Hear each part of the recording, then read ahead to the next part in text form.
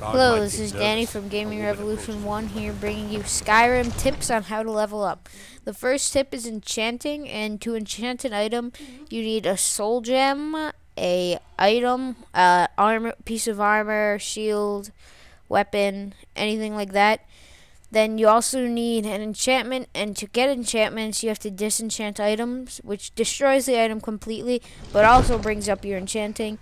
And once you destroy one item, you have that enchantment permanently. So say you have a bad item, you might want to just destroy that, bring up your enchanting. Take a look. You don't even need to go full out enchanting, but you can just bring it up really quickly and easily. Here's Kevin. His character is enchanting. You've got the aptitude. I think he's going to enchant Iron Dagger, a couple other items with Turn Undead. Because once you sell these items, you get a lot of money from them, more than they normally make. The Iron Dagger originally is 10, then when he puts the enchantment on, I believe it brings it up to like 300, which is a big increase. Oh, actually 700. Crap, that's a lot more than 580. Because the better soul gem you put, the better the enchantment will be, and the more it'll sell for. So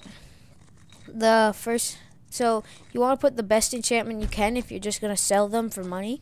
But if you're actually going to actually enchant an item, you might want to just put a good enchantment that does damage. It'll do extra damage. It won't count in as your damage rating, but it'll just do extra fire damage or ice damage, shock damage, I think.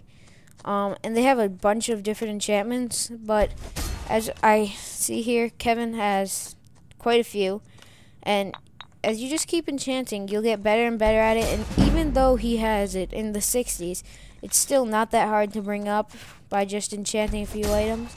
And well, I think the next thing we're to do is go see a chest, but soul gems are the most important part of enchanting.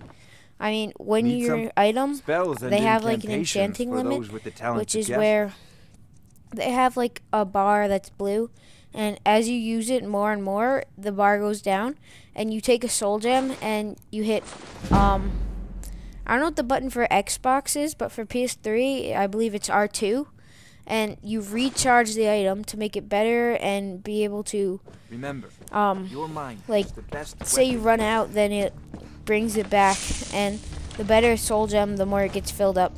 The next thing we're doing here is in Whiterun, there's a secret chest that it takes a bit of time to get to, and you might have to do it multiple times, but it starts by, in Whiterun, you go to the front gate and you go to the left.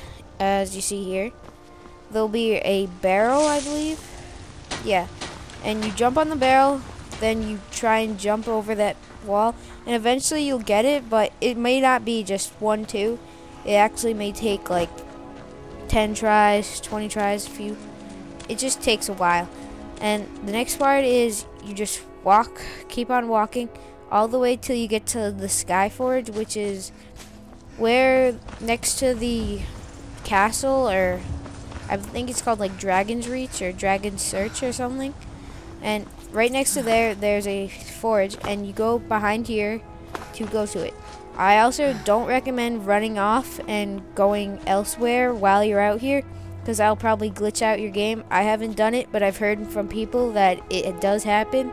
So I'm telling you now, don't go and run outside the barriers and boundaries just to fool around, because you may glitch out your game and lose your file or save.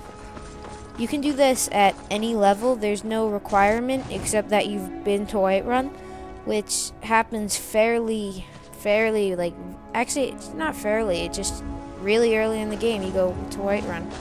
It's part of the main quest. So once you get to Whiterun, you can do it right away, and as you see here, or coming up, there's blank areas where it looks like you might fall. I'm shooting them with Firebolt, I believe the spell is, to make sure that I can walk on them and not fall through. So as you go up here, you jump here. There's a wall here, so you gotta jump around it if it's close to the rock. Then you just run straight through there, no jumping or anything.